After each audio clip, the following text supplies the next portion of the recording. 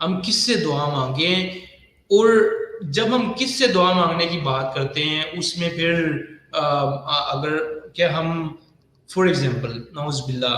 بتوں سے دعا مانگیں، کیا ہم جو لوگ اس دنیا سے گزر گئے ہیں، جو ہمارا پاکستان میں بلکہ صرف پاکستان نہیں بڑے صغیر کے اندر موسٹلی ایک بہت بڑا ایک فرقہ کہہ لو یا طبقہ کہہ لو جو اس چیز کے اوپر ایمان رکھتا ہے کہ ہم جو لوگ مر گئے ہیں، جو اس دنیا سے چلے گئے ہیں، ان سے جا کے دعائیں مانگتے ہیں. تو یہ مطلب اگر آپ اس کے اوپر ہمیں بتائیں کہ کیا یہ طریقہ صحیح ہے، تو ہمیں ساتھ یہ بھی تھوڑا قرآن سے ہمیں تھوڑا ایگزامپل دیں کہ کیونکہ ہم آف کورس ہم جو بھی بات کریں گے ہمیں ایک جنرلی بات نہیں کرنی. قرآن کے ساتھ جب ایویڈنس ہو جاتا ہے تو آف کورس اس سے بڑی چیز کوئی نہیں ہو سکتی. ہمارے کلام اور پھر اللہ کا جو کلام ہوتا ہے اس سے تو بہتر کوئی چیز نہیں ہے. تو اس کے اوپر ذرا ہمیں تھوڑا بتائیں. جی الحمدللہ رب العالمین والصلاة والسلام علی اشرف الانبیاء والمرسلین نبینا محمد وعلی آلہ وصحبہ اجمعین. جی سلمان بھائی، جیسے کہ آپ نے اور نے بتایا اور بالکل ویسے ہی کہ دعا بلا شبہ عبادت ہے، اور ہم جانتے ہیں کہ عبادت چاہے کوئی بھی ہو، دعا ہو، نماز ہو، روزہ ہو، زکوٰۃ ہو، حج ہو، یا جتنی بھی عبادتیں ہیں، وہ تمام کی تمام عبادتیں ان کا مستحق صرف اللہ رب العزت ہے. بے شک. تو اگر ہم دعا کو عبادت کہہ رہے ہیں تو پھر یہ ہو ہی نہیں سکتا کہ ہم دعا اللہ کے سوا کسی اور سے کریں. یعنی یہ ایک آپ یوں کہہ لیں کہ ابھی تو ہم دلائل کی طرف نہیں آئے، لیکن ایک لاجیکلی بھی ایک بندہ اگر کہے کہ بھائی تمام عبادتیں، جیسے پہلے شعیب بھائی نے بیان کیا کہ وما خلقت الجن والانس الا لیعبدون، کہ ہم نے جنات اور انسان کو صرف اور صرف کس لیے پیدا کیا؟ اپنی عبادت کے لیے پیدا کیا. تو اگر اللہ نے اپنی عبادت ہی کے لیے پیدا کیا ہے اور ان عبادت میں ایک عبادت دعا بھی ہے، تو کیا وہ دعا اللہ کے علاوہ کسی سے کی جا سکتی ہے؟ اس کا جواب یہ ہے کہ نہیں کی جا سکتی. اب اس کے دلائل بہت سارے ہیں. ابھی ایک تو جس طرح ایک آیت انہوں نے بھی بیان کی تھی کہ وقال ربکم ادعونی استجب لکم، کہ اور تمہارا رب کہتا ہے کہ مجھے پکارو میں تمہاری دعا قبول کروں گا. اس کے علاوہ اور بھی مقامات میں اگر ہم جائیں تو دیکھیں وَإِذَا سَأَلَكَ عِبَادِي عَنِّي فَإِنِّي قَرِيبٌ أُجِيبُ دَعْوَةَ الدَّاعِ إِذَا دَعَانِ فَاسْتَجِيبُوا لِي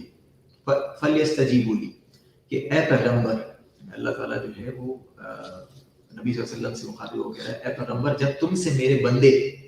میرے بارے میں دریافت کریں، کچھ پوچھیں، تو کہہ دو کہ میں تمہارے پاس ہوں. جب کوئی پکارنے والا مجھے پکارتا ہے تو میں اس کی دعا کو قبول کرتا ہوں. تب اللہ تعالیٰ یہاں یہ نہیں کہہ رہا کہ جب بندے تم سے میرے بارے میں مجھے تو کہو کہ ٹھیک ہے تم مجھ سے آ کے دعا کی درخواست کرو، میں تمہارے لیے جو اللہ سے دعا کروں گا. یہ اپنی جگہ ہے کہ وہ دعا یعنی جائز کون سی دعا ہے، ناجائز کون سی ہے، آپ کسی سے کرا سکتے ہیں کہ نہیں کرا سکتے، وہ بات کی بات ہے. لیکن اگر آپ مثال کے طور پہ ابھی آپ کسی کے ساتھ بھی نہیں، تو اب ایسے وقت میں آپ کیا کسی کا انتظار کریں گے جب تک کوئی شخص نہیں آئے گا تب تک میں دعا نہیں کر سکتا، یا مجھے کسی سے مانگنا پڑے گا، یا یہاں بیٹھ کے میں میرے جو فلاں ولی ہیں ان سے میں مانگوں گا تبھی جا کے میری دعا قبول ہوگی، اور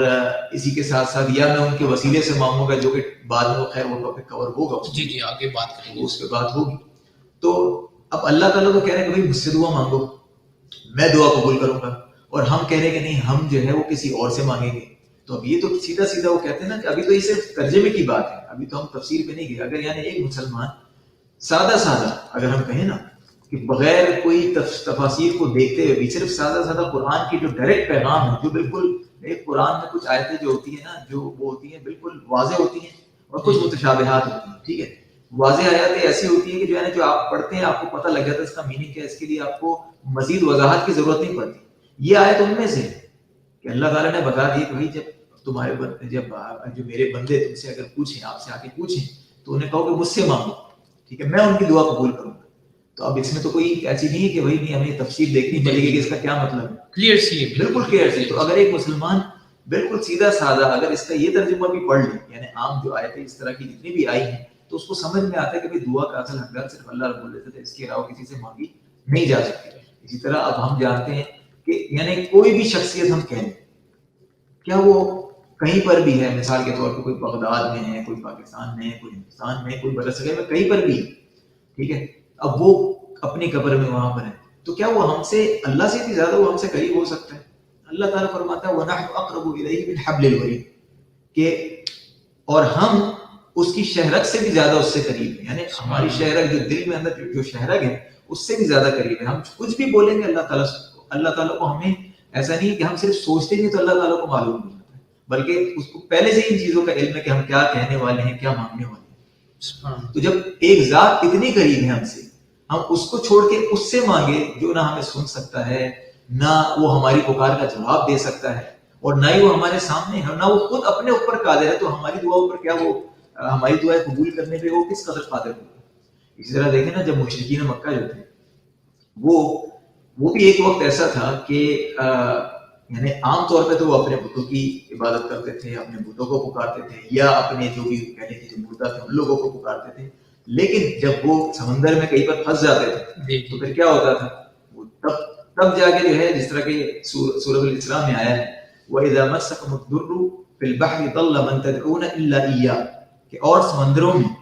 مصیبت پہنچتے ہی جنہیں تم پکارتے تھے سب گم ہو جاتے ہیں سوائے اس اللہ کے. اللہ تعالیٰ ان سے مخاطب ہو گیا, یعنی اس وقت سب گم ہو جاتے ہیں جب تم سمندر میں مصیبت میں پہنچتے ہو.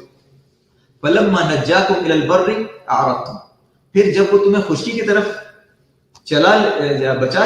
لاتا ہے, اللہ تعالیٰ جب تمہیں خوشی کی طرف لے آتا ہے تو تم منہ پھیر لیتے ہو. وَكَانَ الْإِنسَانُ كَفُورًا, اور انسان بڑا ہی ناشکرا ہے. یعنی جب وہ سمندر کے اندر پھنسے ہوئے تھے تب تو وہ انہوں نے کہا کہ ٹھیک ہے اب ہمارے بت یا ہمارے معبود جو ہے اس وقت تو کسی چیز پہ قادر نہیں ہے, تو اب ایک اللہ کو پکار کے دیکھیں. تو اس وقت تو اللہ سے پکار لی, لیکن جب خوشی کی طرف آ گئے پھر واپس آنے لگے. اور اسی طرح اب آپ دیکھیں نا کہ دوسری جگہ پر جو ہے ہم یہ کہتے ہیں کہ مردوں سے پکارنے کی اگر ہم بات کریں تو اللہ تعالیٰ قرآن میں کیا فرماتا ہے والذین یدعون من دون اللہ لا یخلقون شیئا وهم یخلقون, اور جن کو یہ لوگ اللہ تعالیٰ کے سوا پکارتے ہیں وہ کسی چیز کو پیدا نہیں کر سکتے بلکہ وہ خود پیدا کیے گئے ہیں. ٹھیک ہے, یہ ابھی. اور اگلی آیت میں اللہ تعالیٰ کیا فرما رہا ہے اموات غیر احیاء, مردے ہیں زندہ نہیں ہیں. وما یشعرون ایان یبعثون, انہیں تو یہ بھی شعور نہیں ہے کہ کب یہ اٹھائے جائیں واپس اللہ کی طرف کب سے اٹھائے. اب یہ اتنی واضح آیات ہیں کہ اگر انسان کھلے دل سے دیکھیں, بغیر تعصب کے, بغیر فرقہ واریت کو دیکھتے ہوئے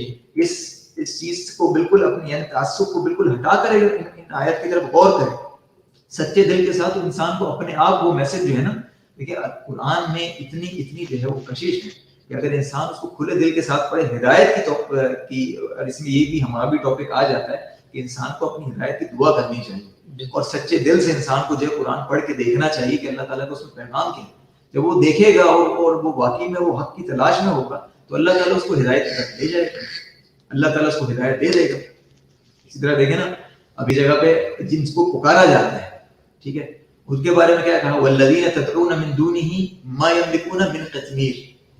کہ جنہیں تم اس کے سوا اللہ کے سوا پکار رہے ہو وہ تو کھجور کی گٹلی کے چھلکے کے بھی مالک نہیں ہیں. کھجور کی گٹلی, اب آپ کو پتہ ہے عرب میں کیونکہ اس وقت کھجور بہت زیادہ یعنی ایک عام طعام میں سے شامل تھا, اور اس کی ہر چیز جو ہے نا کھجور کی وہ استعمال میں آتی ہے سوائے وہ ایک وائٹ سی جو اس کی جالی لگی ہوتی ہے نا, اس کو کتمیر کہتے ہیں, وہ اس کا کوئی فائدہ نہیں ہوتا. تو کہتے ہیں وہ تو اس کے بھی مالک نہیں جو کوئی بے فائدہ چیز کی بھی مالک نہیں, اور اس سے لوگ مان رہے کیا مانگ رہے ان تدعوہم لا يسمعوا دعاءکم, اگر تم انہیں پکارو تو وہ تمہاری پکار نہیں سنتے. ولو سمعوا ما استجابوا لكم, اور اگر بالفرض سن بھی لیں, یعنی تم اگر سوچ رہے ہو کہ سن لیں گے تو بھی تمہاری فریاد ہے تمہیں جواب نہیں دے سکتے. کتنی واضح آیا ہے, اگر ہم صرف انہیں پہ غور کر لیں تو ہمیں پتہ لگ جائے گا کہ جتنے بھی مردے ہیں وغیرہ ہیں یہ لوگ یہ کچھ سنتے نہیں ہیں, اور دعا صرف اللہ ہی سے مانگنی چاہیے. اب یہ ایک الگ بحث ہے کہ بھائی ٹھیک ہے کوئی ایسے دو موقع آئے, کیونکہ کچھ لوگ ہوتے ہیں, میں اس لیے یہ چیز کی وضاحت کر رہا ہوں تاکہ وہ لوگ جو ہے نا وہ کہے کہ بھائی ہمارے پاس دلیل ہے. کیا دلیل ہے کہ بھائی وہ بدر کے موقع پہ جب جن لوگوں کو مارا گیا تھا وہ مشرکین کو, اور کنویں میں جو ہے وہ جب پھینکا گیا تھا, تو اس کے بعد جب عمر بن خطاب نبی صلی اللہ علیہ وسلم یعنی ان کے سامنے جب انہوں نے پکارا تھا کہ اب یعنی تمہارے ساتھ جو وعدہ کیا تھا وہ پورا ہو گیا, تو عمر بن خطاب نے کہا یہ کیا سنتے ہیں. اب دیکھیں صحابہ کا عقیدہ کیا تھا, ان کا بھی عقیدہ یہ تھا کہ بولتے تو سنتے نہیں, آپ کیسے بول رہے ہیں. تو یہ مستثنا تھا,